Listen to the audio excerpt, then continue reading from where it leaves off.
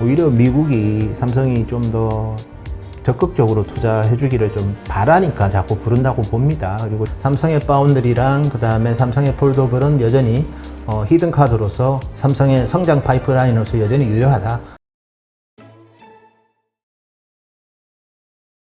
지금 근데 오늘 이런 혼란스러운 장에서도 삼성전자에서 뭐 갤럭시 Z 폴드 3와 갤럭시 Z 플립 3를 뭐 공개할 것이라는 이야기도 나왔고요. 8월 달에. 그다음에 차세대 D램 솔루션을 개발했다. 이런 얘기들도 나왔는데 이게 기본적으로 삼성전자의 펀더멘탈을 좋게 해주는 뉴스라고 우리가 봐야 되는 건가요? 뭐 CXL 같은 경우에는 뭐 저희도 공부를 하고 있는데요. 어쨌든 데이터 센터에 들어가는 새로운 이제 D램의 인터페이스라고 보셔야 되고요.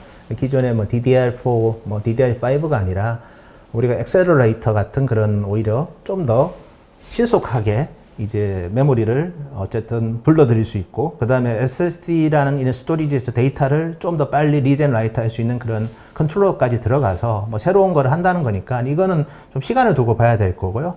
근데 Z 플립 3든 폴드, 그러니까 Z 플립 2든 Z 폴드 3는 뭐 8월에 출시하는 거는 어차피 이렇게 보셔야 돼요. 올해 갤럭시 노트가 없기 때문에 이제는 폴더블에서 상당히 많은 단순하게 이제 제품이 좋다가 아니라 많은 물량을 팔아야 된다는 그거로 보셔야 되고요. 그래서 뭐 S21 같은 경우도 어쨌든 1월에 출시를 해서 지난 2년 평균보다는 올해 좀 더 팔 것 같긴 합니다. 그리고 폴더블 같은 경우에는 사실은 저희도 뭐 삼성 폴더블이 작년 제품 기준으로는 나쁘지는 않았습니다. 근데 출하량은 우리 전작 포함해서 2020년에 판 게 250만 대 좀 넘었거든요. 그래서 이거는 시장이 기대했던 넘버가 아니에요. 시장은 최소 500만 대 받았는데 근데 올해는 일단 내부적으로도 그렇고 협력사들하고도 저희가 소통해봐도 한 800만 대 가까운 폴더블을 내면서 완전히 어떻게 보면 의미있게 좀 하드웨어 혁신을 통해서 이제는 좀 볼륨 기준으로도 성장을 많이 시도하기 때문에, 그래서 삼성전자는 저는 두 가지 파이프라인은 유효하다고 봐요.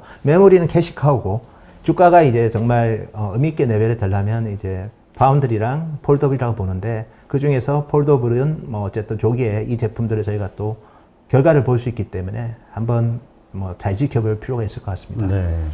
지금 한미 정상회담이 5월 21일 날 있잖아요. 이때 삼성전자 그 전날 이제 2차 반도체 회의를 여는데 거기에 뭐 삼성전자니 이런 곳들만이 아니라 수요 업체들까지 자동차 회사니 뭐 다 부른다 이런 뉴스가 나왔던데 이게 삼성전자에게 악재가 될 것이냐 호재가 될 것이냐에 대한 의견이 분분하거든요.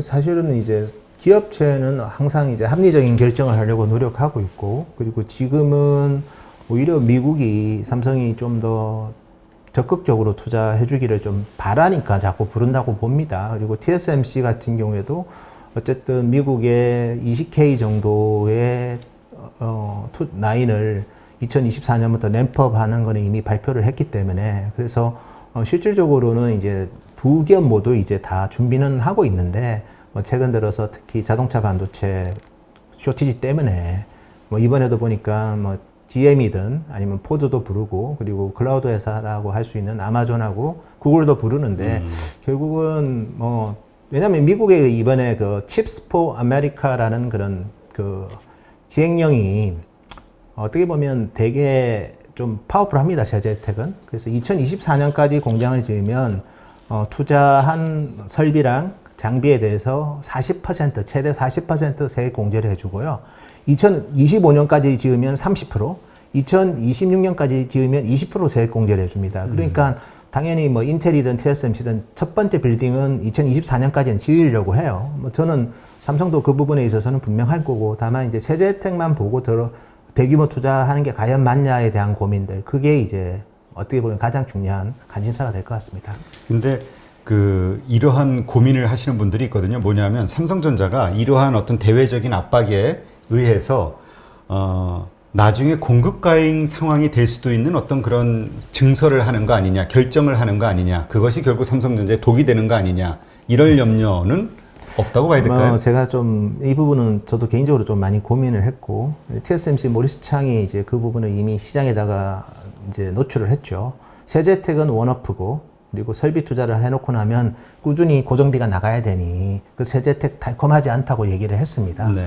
어쨌든 그러면 이제 미국에서는 더 해줘야 되겠다는 생각을 할 거고, 그리고 결국은 이제 미국의 완성품을 만들 왜냐면 이게 삼성의 오스틴 공장 이슈가 가장 컸던 게 거기서 만드는 제품의 대부분을 다시 한국으로 가져왔어요. 왜냐면 거기서 만드는 뭐 이미지 센서든 아니면 뭐 그 우리 RFIC든 다 드라이브 IC든 한국으로 들고 와서 한국 공장에서 다시 마지막 작업을 합니다. 그래서 RFIC라는 그런 퀄컴의 칩이라고 하면 한국의 화성 공장에서 7나노 나머지 CPU, GPU랑 합쳐서 애플리케이션 프로세서를 만들어야 되니까 미국에서 그 칩을 만들어도 대부분이 다시 아시아로 와야 돼요.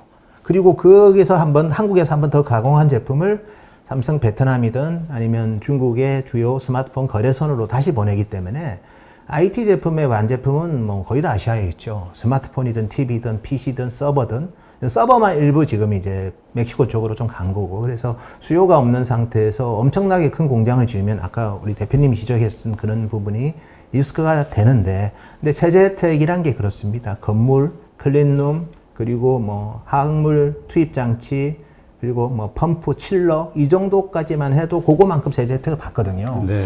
그래서 사실은 지금은 뭐 우리 ASML이 지금 EUV 장비가 연간 만들 수 있는 게 한 40대라고 하니까 공장 2024년까지 가요. 몇 대를 연간 캐파가 될지는 봐야 되지만 그러니까 사실은 뭐 엄청난 캐파를 지금 당장 지을 수는 없어요. 건물까지는 지을 수 있지만. 순서대로. 예. 그래서 그러면 이제 미국에 과연 그런 수요가 있을까가 가장 큰데 TSMC는 어쨌든 가잖아요. 단순하게 뭐 미국의 압박 때문에만 간다고 저는 보지 않습니다. 비즈니스는 결코 그렇게 할 수도 없고 그거는 정치 예고적으로 풀어야 된다고 보고요. 그래서 결국 수요가 있습니다.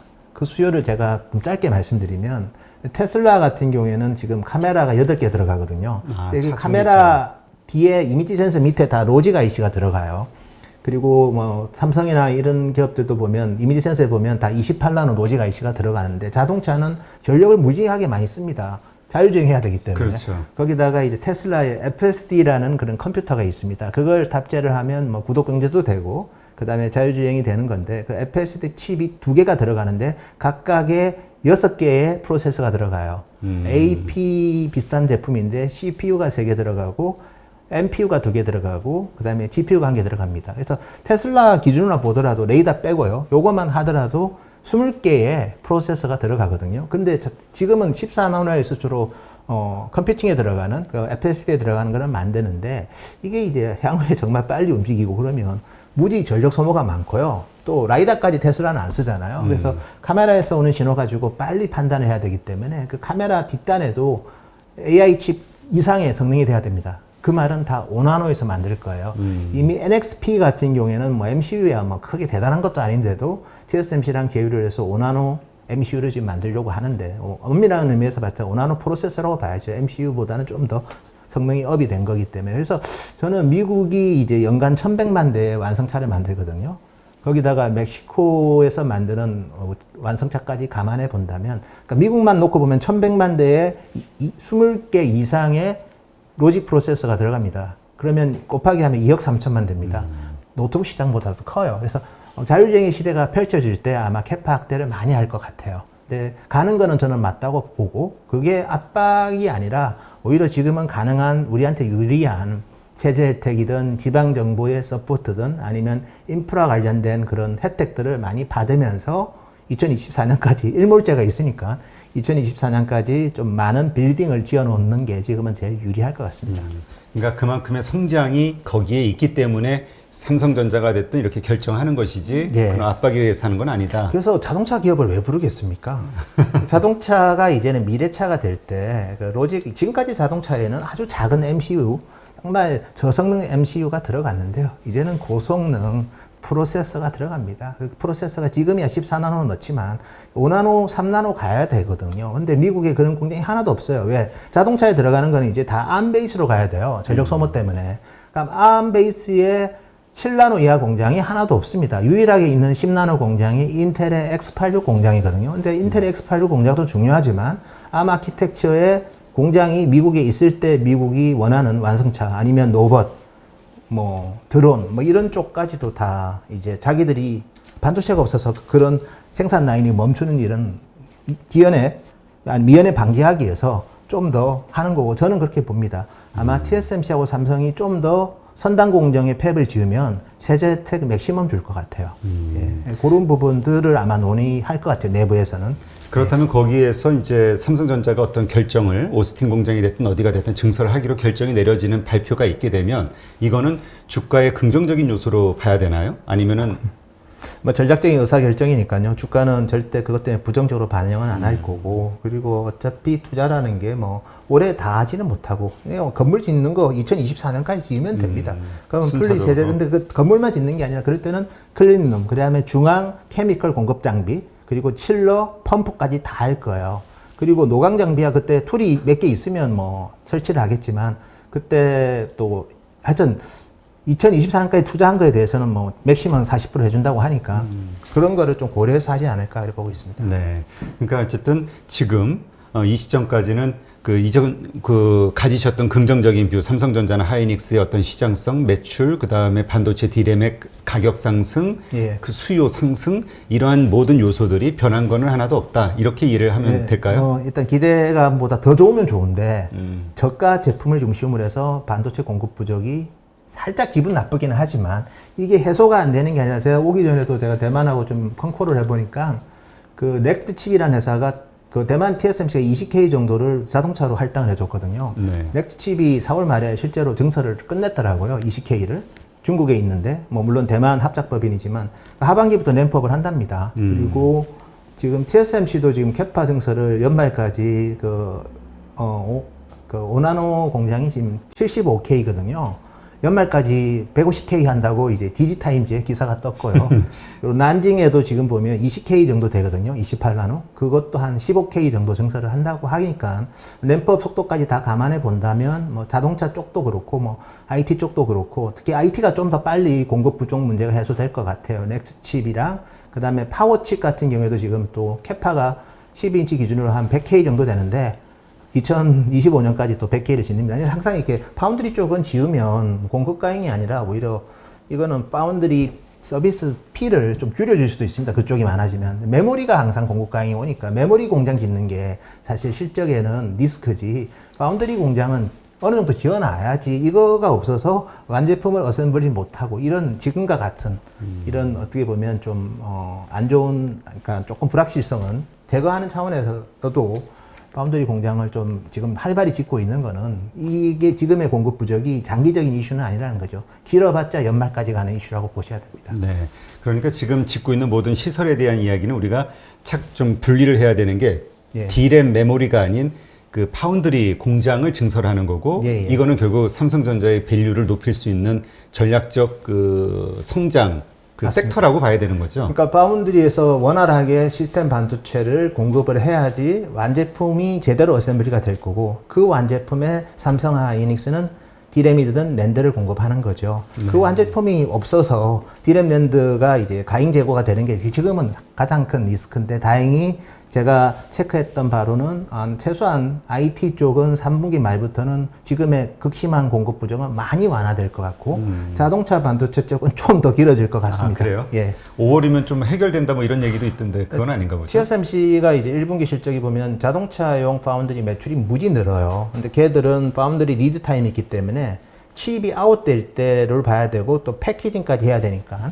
TSMC발 좀 완화되는 시점은 자동차 쪽은 한 6월에는 좀 해소가 되는데 문제는 이제 TSMC도 14 라인이 정전이 됐고 그 다음에 타이난에 있는 공장이고 일본의 르네사스도 지금 뭐 아직은 정상 상황이 아니기 때문에 자동차는 두 공장만 사고 안 쳤으면 한 가을 정도 7, 8월 되면 좀 괜찮았을 건데 좀 더 길어질 것 같고 IT는 넥스트칩이 램프업 때는 한 9월 정도에는 뭐 특히 저가 드라이브 IC도 좀 상당히 공급은 좀 많이 완화가 될 것 같습니다. 네. 하여튼 말씀 들으니까 왠지 모르고 무슨 엄청난 악재가 있는 것 같아가지고 다들 불안해했었거든요. 예. 근데 어쨌든 뭐 별다른 상황은 없다라는 말씀을 듣고 나니까 아마 저도 안심이 되지만 아마 오늘 삼성전자나 그 하이닉스에 물타기를 하신 거든 분할 매수를 하신 거든 이런 분들 안심이 되실 것 같아요. 예, 예. 3조 5천억이면 어마어마한 거죠. 개인들이 샀다는 게. 뭐 저희 개인들이 이제 그만큼 이제 좀 길게 보고 투자하고 또 분기 배당 받아 보니까 재미있고 그래서 뭐 저는 삼성전자는 아직 보여줄 게 많습니다. 만약에 이번 사이클이 2018년처럼 메모리에 모든 것을 의지하는 사이클이라면 저도 불안해요. 왜냐하면 이건 잘 팔고 나와야지 이거는 그쵸. 이기는 거기 전에 때문에. 나와야 그리고 되니까. 이게 학습 효과가 있으니까 그냥 그래 조금이라도 뭐 프라핏 테이킹 할 때 하자 그런 게 있는데 특히 삼성은 완전히 새로운 역사를 쓰려고 왜냐하면 제가 이제 비교 대상 기업을 잘 봐야 되는데요. 삼성전자의 비교 대상 기업이 무지 시가총이 크다는 겁니다.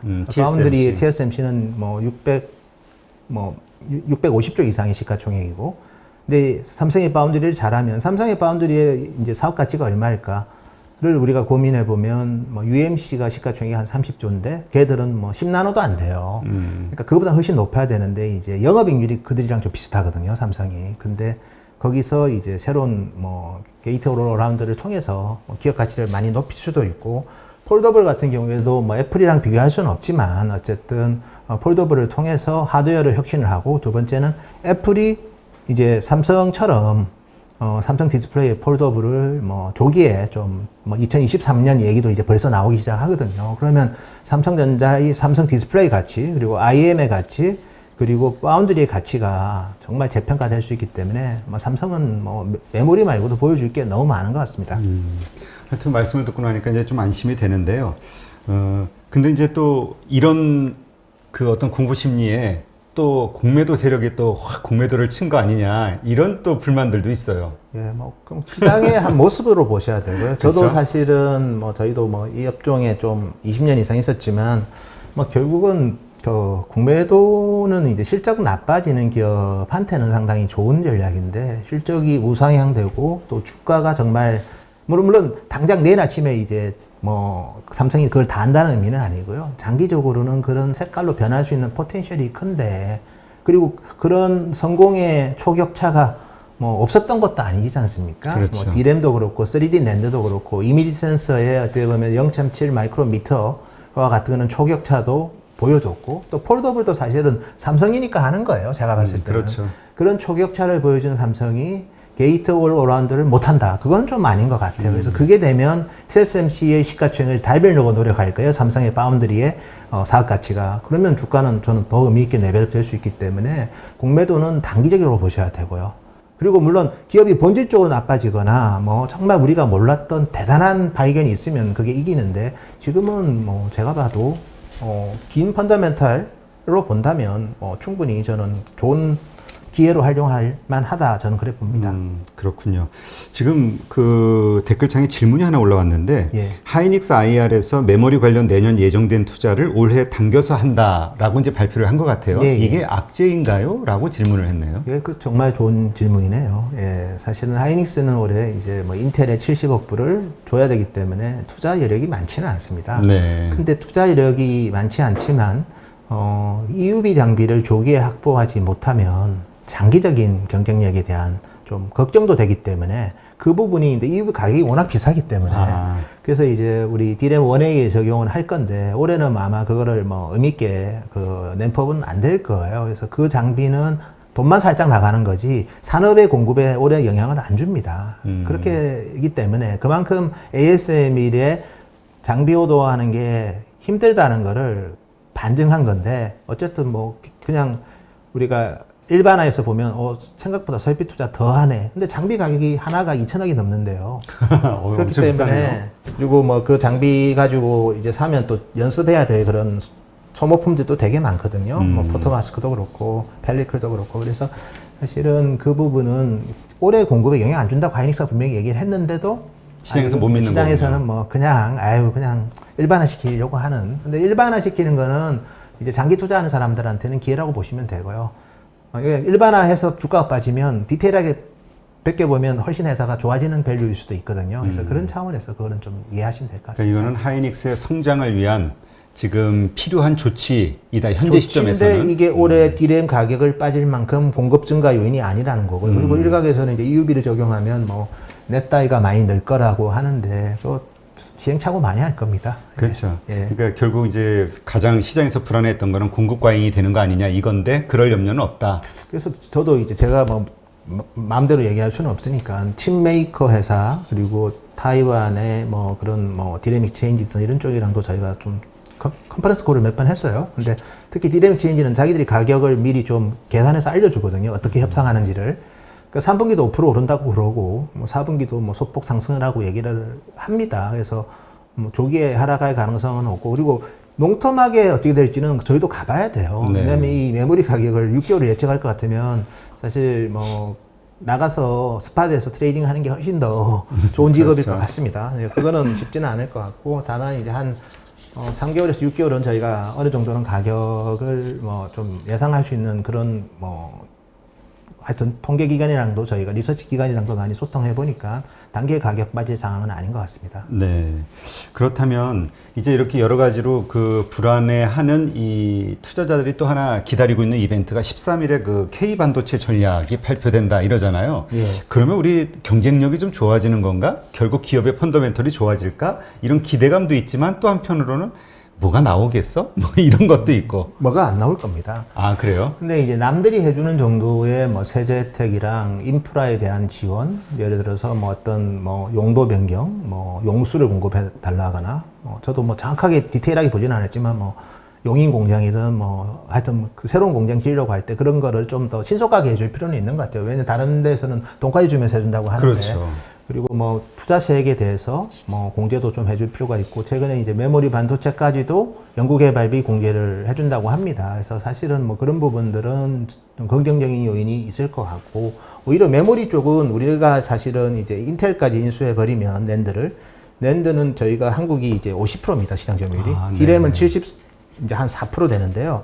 여기서 정부가 도와주면요, 이 반독점 걸릴 수 있어요. 아. 그래서 정부가 도와주는 거는 그냥 투자에 대한 좀 규제 같은 거 좀 잘 좀 풀어주고, 용수랑 전력 공급에 대해서 좀 잘 협조해주고 이런 게 좋고, 그 다음에 세제 혜택 줄 수 있는 거 뭐 주면 좋은 거고요.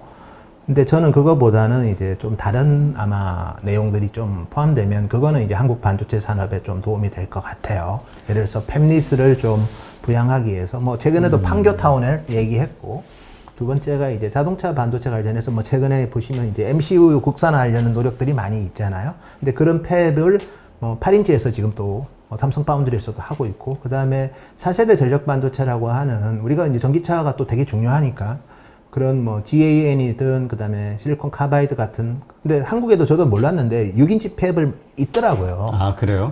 그쪽에서 또 뭐 실리콘 카바이드 만들 때 정부 차원에서 좀 뭔가 혜택을 많이 주고, 그래서 오히려 뭐 메모리에 대해서 엄청나게 해주기도 힘듭니다. 제가 봤을 때는.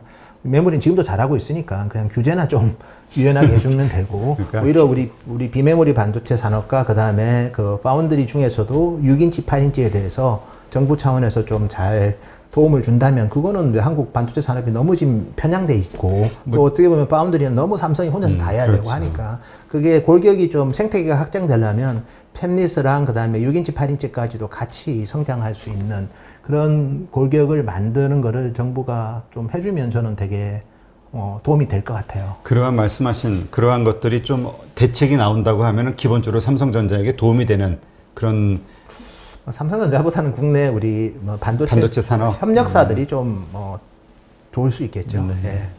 그렇다면 저도 그 전에 말씀 들어보니까 그 자동차 반도체는 거의 100% 다 수입이라면서요. 100% 수입이죠. 예, 예. 그 저도 그 말씀 듣고 깜짝 놀랐는데, 우리 반도체 강국인데 어떻게 이런 일이 있지? 이랬는데 예.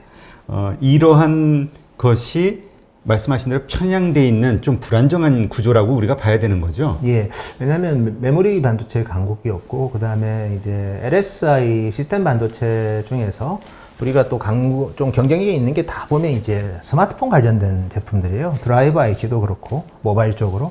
그 다음에 이제 이미지 센서도 그렇고, 그 다음에 AP도 그렇고, 다 보면 스마트폰 쪽인데, 사실은 이제 너무나 다양한 쪽으로 반도체가 스며들고 있지 않습니까? 또 대표적인 제품이 자동차고, 근데 자동차에 뭐 삼성이 뭐 메모리 팔 수도 있죠.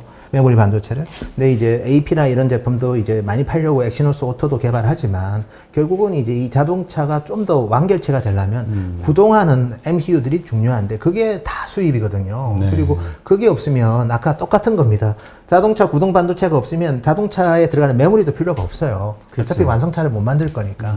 그런 차원에서 구동과 관련된 MCU에 대한 국산화 노력은 저는 상당히 좀 아쉽지만, 이제라도 노력하는 거, 그게 어떤 결과물이 나올지는 저도 지켜보고 싶지만 노력은 하고, 우리가 평가를 하는 게 맞을 것 같습니다. 네. 그 말씀하니까 하나 떠오르는 게 얼마 전에 그 삼성전자가 유럽에 뭐 저 자동차 반도체 회사인가 뭐 NXP, 인수한다 뭐 이런 얘기가 있었잖아요. 예. 이게 만약에 이게 일단 첫 번째 이게 실현 가능성 있는 이야기인지 그 다음에 이것이 실현된다면 삼성전자의 펀더멘털에 상당한 도움이 되는 건가요? 그래서 저는 뭐 요즘에 이제 좀 유럽까지도 다 이제 반도체 공장 유치전을 하는데 NXP가 또 유럽에 공장이 있거든요. 물론 이제 국적이 뭐 바뀌고 그런 거는 상관이 없는데 유럽도 뭐 상당히 지금은 뭐 자국의 또 네덜란드 기업이지 않습니까? 그래서 유로존의 또 중요 국가고 오히려 혜택 주서 자동차 파운드리 공장을 유치하려고 하는데 그게 과연 그 허들을 넘을지 그리고 지금은 이제 이 자동차 반도체가 이 밸류에이션이 많이 올라갔습니다. 아, 요번에 이제 이 예, 몸값을 몸값이 인정받은 너무 거죠. 올라갔기 때문에 또 그런 부분을 또 어떻게 잘하느냐. 또 그리고 나중에 이제 뭐 NXP도 결국은 퀄컴이 인수 못한 게 이제 반독점 규제였거든요. 네. 왜냐하면 퀄컴이라는 회사가 만드는 프로세서 그리고 NXP가 이제 MCU 시장 점유율 1등입니다. 르네사스랑 똑같아요. 한 시장 점유율이 한 27% 되는데 이 제품은 작은 프로세서가 MCU거든요. 네. 그러니까 이 반독점에 걸려서 중국에서 막았는데 삼성도 또 AP를 하잖아요. 그래서 그런 반독점도 한번 고민도 되고 해서 저는 뭐 시간도 시간이지만 뭐 마지막에 클로징 될 때까지는 좀 잘 봐야 되고 그다음에 NXP 건도 봤지만 퀄컴이 계약금을 떼었습니다. 그 시기에 못 인수해가지고 그래서 그런 것까지 또 우발적인 상황까지도 감안해야 되기 때문에 좀 더 만만치는 않을 것 같습니다. 하여튼 많은 고민을 해야겠네요. 전반적인 하여튼 뭐 기업은 뭐 단 한 푼이라도 손해 안 보기 위한 사력을 다 할 거고 아, 계약금 떼이는 딜은 안 해야죠. 네. 그런 뭐 살아남기 위해서 뭐 예. 다 할 거는 하겠죠. 예. 하여튼 우리 오늘 급락장에서 반도체에 뭔가 엄청난 사건이 터진 거 아니야라고 불안해 하셨던 분들은 아마 오늘 우리 노은창 센터장님 말씀 들으면서 마음에 좀 안심이 많이 되셨을 것 같은데요. 어쨌건 다시 정리하면 이제까지 가지고 있었던 뷰 이런 것들이 달라진 거는 없다. 메모리 가격 오르고 서버 수요 좋고 1차 사이클 이상의 2차 사이클이 진행되는 거 맞고요. 삼성의 파운드리랑 그 다음에 삼성의 폴더블은 여전히 히든 카드로서 삼성의 성장 파이프라인으로서 여전히 유효하다. 뭐 일시적으로 오스틴 공장에 뭐 정전이 돼서 1분기 실적은 안 좋았지만 그거는 일시적인 거고요. 여전히 유효하고 하이닉스의 인텔 인수권도 여전히 유효하고 그 다음에 최근에 이제 뭐 일부 설비 투자 그거는 EUV 장비가 없어서 미리 돈을 주어야 되는데 그때 어카운팅으로 보면 올해 캐펙스가 되는 거거든요. 그래서 너무 그런 부분을 확대해서 가지는 염려할 않자. 필요 없고. 예. 네. 지금 삼성전자 그 파운드리 사업이 삼성전자의 밸류를 확 바꿔줄 수 있다. 우리 반복적으로 센터장님 말씀을 예. 하셨는데 예. 지금 파운드리 관련된 사업들 잘 진행이 되고 있는 거죠?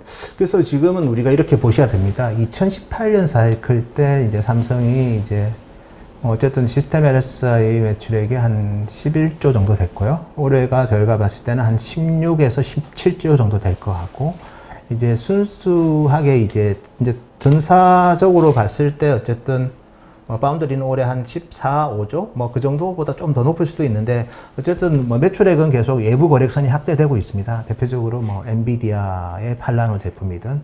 그래서 뭐 여전히 잘하고는 있는데 아쉽죠. 왜냐하면 TSMC는 저렇게 캐파 증설하고 뭐 마진이 뭐 40% 가까이, 뭐 1분기는 어쨌든 2분기는 좀 떨어지겠지만 그래도 작년 평균이 42%고, 그래서 그런 거에 대한 좀, 왜냐면 사실 이 바운드리랑 메모리랑은 내가 달라요. 그러니까 뭐 어떻게 보면 시스템 반도체를 만드는 두뇌랑 메모리 반도체를 만드는 거랑 소품종 대량이랑 다품종 조량이랑 그걸 또 잘 커스텀 해줘야 되는 건데, 근데 어쨌든 포텐셜은 분명히 있는 거고요. 그래서 저희가 봤을 때는 아까 제가 뭐 서두에도 얘기했지만 삼성이 요즘 계속 두 가지 얘기를 합니다. 게이트 올 어라운드와 패키징. 패키징은 결국은 이제 칩이 이제 자기 성능이 나오게 하는 거예요. 그리고 전력 소모를 줄여주고, 그리고 실질적으로는 이제 요즘은 다 이제 2.5D 패키징 아니면 3D 패키징 하니까 메모리를 불릴 때 레이턴시를 줄여주고, 그래서 사실은 그런 패키징에 있어서 삼성이 혁신하려고 많이 노력하고 있고, 그 다음에 이제 공정에 있어서는 게이트 올 어라운드가 이제 4D 구조인데 TSMC의 3D 구조보다 칩 성능은 한 뭐 30% 올라가고 전력 소모는 또 한 30% 줄고 뭐 그거보다 더 될 수도 있고, 그게 되면, 그리고 항상 그렇게 생각해야 됩니다. 팹리스는 TSMC에 100% 의존하기 싫습니다. 이유가 여러 가지도 있겠지만 TSMC가 너무 공장이 대만에 있어요. 전에도 제가 말씀드린 것처럼. 또 오늘도 체크해 보니까 아직도 가뭄 문제가 해소가 안 그러니까 됐더라고요. 그때 용수 부족 문제 그래서 얘기했었어요. 계속 제가 얘기했고 실제로 지금도 오늘도 비가 안 온다고 하거든요. 그쪽에. 그래서 삼성이 이제 더 좋은 성능에 더 전력 소모가 적은 그런 제품을 GAA를 통해서 만들고 또 그 칩이 자기 실력 다 발휘하도록 패키징이 업그레이드 되면 복수를 써야죠. TSMC 삼성을 다 복수를 쓰려고 하고 원래 파운드리 회사를 한 군데 잘 안 써요. 그 위험하잖아요. 예, 두 군데 쓰고 그리고 A라는 파운드리 회사는 팹리스 회사 고객을 B에서도 쓰도록 도와줍니다. 그 도와주는 그 여러 가지 뭐 그걸 우리 업계용어로서 나이브러리라고 하거든요, 사실은. 그래서 그런 차원에서 보더라도 어떤 회사든 두 개 쓰려고 하는데 삼성이 이제 그 조건을 맞춰주는 과정으로 보셔야 되고요. 다만 이제 좀 조급하니까 그렇죠. 한 2022년 한 상반기까지 보시면 GA에서 성과가 나올 거고요. 그래서 대표적으로 이제 삼성이 보면 이제 UMC의 바운드리를 좀 맡겨요. 왜냐하면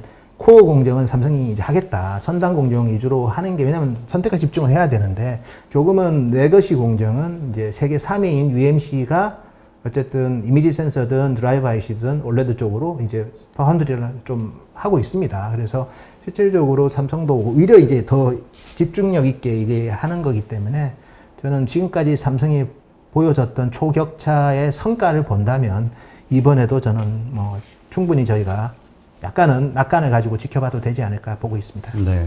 하여튼 뭐 잘하던 사람이 계속 잘하게 되죠.